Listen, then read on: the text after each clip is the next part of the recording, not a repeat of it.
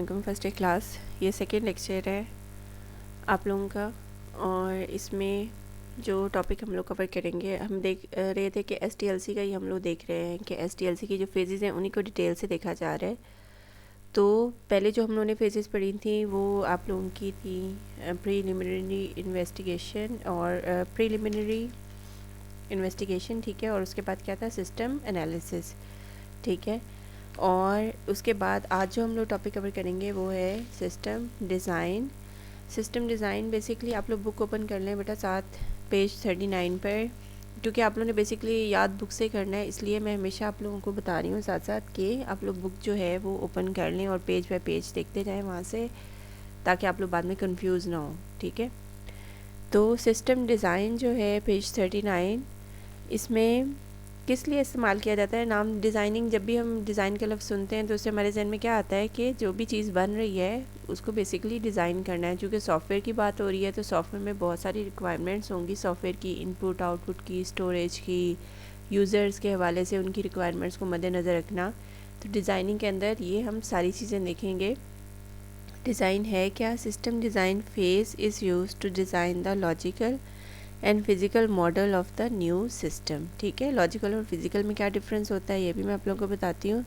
The system design states how the new system will meet the requirements identified in the system analysis phase. System analysis के अंदर जो हमारी requirements हम लोगों ने देखी थी सिस्टम की, अब डिज़ाइनिंग के अंदर हम देखेंगे कि वो जो पूरी रिसर्च हम लोगों ने पहली 2 फेजेस के अंदर की है, डिज़ाइन उसको कैसे फुलफ़िल करेगा। तो सबसे पहले लॉजिकल डिज़ाइन को देख लेते हैं। Logical design describes the general functional capabilities of the new system, के जो नया सिस्टम है वो कौन कौन से फंक्शंस परफॉर्म करेगा या कैपेबल है परफॉर्म करने का, इसको देखेंगे। और ये यूज़र की रिक्वायरमेंट्स वगैरह को देखेगा। डिफरेंट टूल्स यहाँ पे मेंशन किए हुए हैं, केस टूल्स और गैंट चार्ट वगैरह, ठीक है, एमएस प्रोजेक्ट, ये डिफरेंट टूल्स इस्तेमाल होते हैं। बेसिकली इसमें लॉजिकली डिज़ाइन किया गया है सिस्टम को, ये डिज़ाइन करेंगे। फिज़िकली उसको फ़िज़िकल डिज़ाइन जो है, जो असल रिक्वायरमेंट्स हैं कि स्टोरेज कहाँ से होगी, इनपुट आउटपुट की क्या रिक्वायरमेंट्स होंगी, ये चीज़ें फ़िज़िकल डिज़ाइन के अंदर देखेंगे, ठीक है। इसमें अब फिज़िकल डिज़ाइन जो है उसमें क्या है, ये physical design describes how the propose system will deliver the capability specified in the logical design, ठीक है। तो पहले लॉजिकल डिज़ाइन बनाएंगे, उसके बाद हम लोग फिज़िकल डिज़ाइन की तरफ आएंगे। कौन कौन सी चीज़ें स्पेसिफाई करेगा ये डिज़ाइन, आउटपुट की क्या रिक्वायरमेंट है, इनपुट की क्या रिक्वायरमेंट है, स्टोरेज रिक्वायरमेंट, प्रोसेसिंग की क्या रिक्वायरमेंट है, सिस्टम कंट्रोल, बैकअप और रिकवरी का क्या प्रोसीजर होगा, ठीक है। तो 2 तरह के डिज़ाइन बताए हुए हैं यहाँ पर, ठीक है। पहला कौन सा है, लॉजिकली डिज़ाइन करेंगे हम सिस्टम को, लॉजिक बनाएंगे, ठीक है, कि जो सिस्टम है वो कौन कौन से फंक्शंस परफॉर्म करने का कैपेबल है, ठीक है। उसके बाद फिज़िकली हम देखेंगे कि इसकी क्या, कैसे, किन चीज़ों को, किन टूल्स को इस्तेमाल करते हुए सिस्टम जो है वो इन जो डिज़ाइनिंग की है हमने लॉजिकल फेज़ के अंदर उसको डिलीवर करेगा चीज़ों को। उसके बाद डॉक्यूमेंट की बात करेंगे, वही जो मैंने आप लोगों को बताया था कि हर पेज के एंड में एक डॉक्यूमेंट बनता है। तो इसकी जो रिपोर्ट है उसको क्या बताया जाए उन्होंने, a detailed report is prepared at the end of design phase, it is also submitted to the higher management for approval. Higher management को भी अप्रूवल के लिए इसको भेजा जाएगा, ठीक है। उसके बाद है जी टेस्टिंग।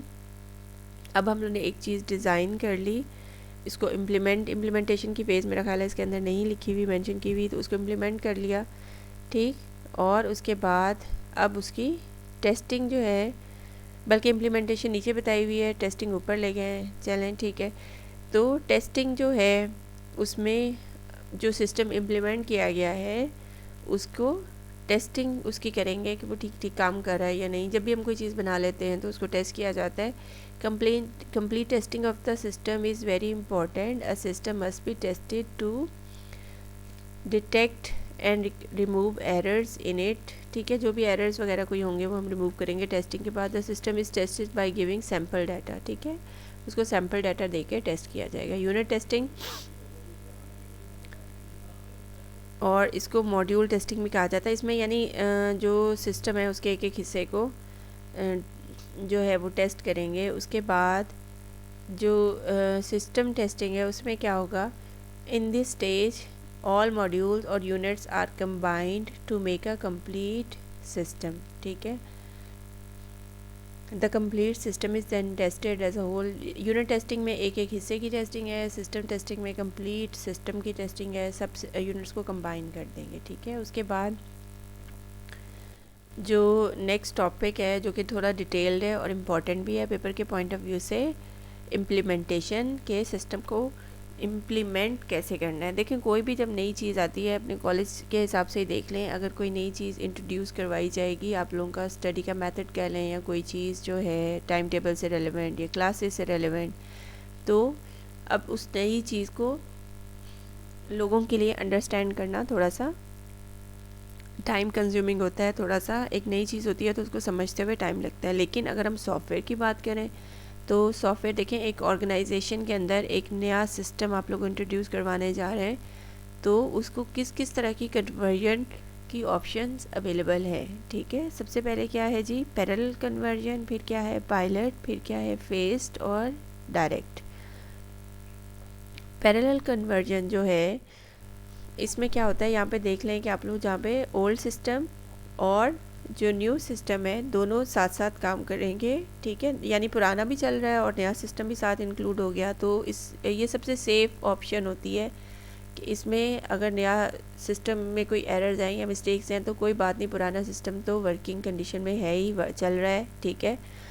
तो सेफेस्ट ऑप्शन है ये जो आप लोगों की है पैरेलल कन्वर्जन। उसके बाद पायलट कन्वर्जन है जो कि नीचे दी हुई है यहाँ पर। पायलट कन्वर्जन में क्या होगा, इसमें जो है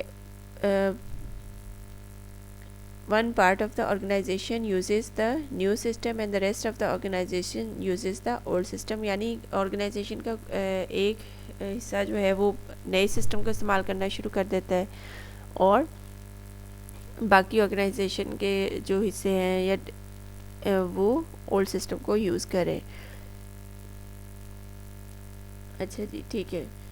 और जब when one part of the organization is satisfied, जब वो पार्ट जो कि यूज़ कर रहा था सिस्टम को वो सेटिस्फाई हो गया तो बाकी भी ऑर्गेनाइजेशन उसको इस्तेमाल करना शुरू कर देगी। ये कौन सी कन्वर्जन है, पायलट कन्वर्जन, ठीक है। इसमें अगर गौर करें तो सिंगल लोकेशन जो है वो मेंशन किया हुआ है यहाँ पर।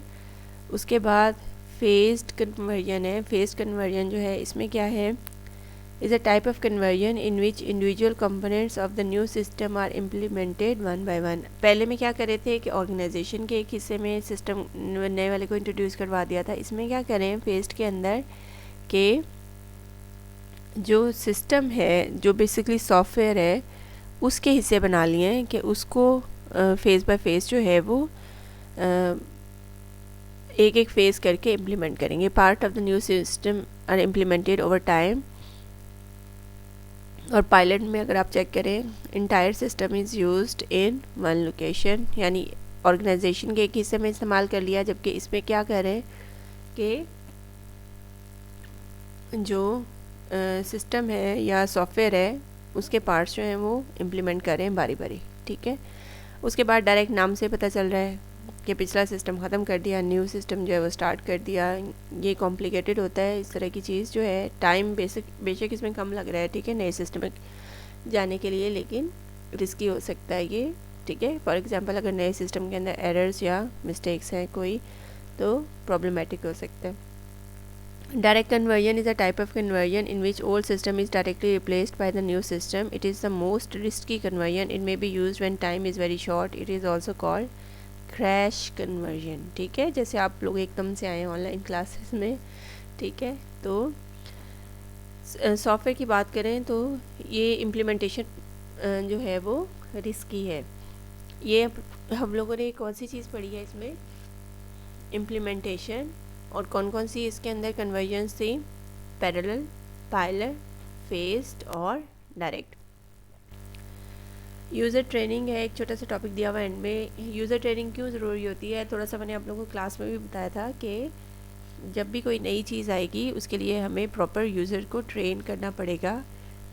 तो कोई भी इलेक्ट्रॉनिक्स की अगर बात करें कोई भी डिवाइस कोई लेने जाएं तो उसके साथ आप लोगों ने देखा एक छोटी सी बुकलेट देते हैं यूज़र्स को, मैनुअल उसको कहा जाता है, यूज़र मैनुअल, ताकि यूज़र उसको रीड करके समझ सके उस चीज़ को। ठीक है, तो इसी तरह से जो सॉफ्टवेयर होगा, बड़े लेवल का सॉफ्टवेयर होगा, उसके लिए मैनुअल्स होने चाहिए। उसके अलावा डिफरेंट सॉफ्टवेयर्स या टूल्स को इस्तेमाल करते हुए हम लोग यूज़र को ट्रेन करेंगे।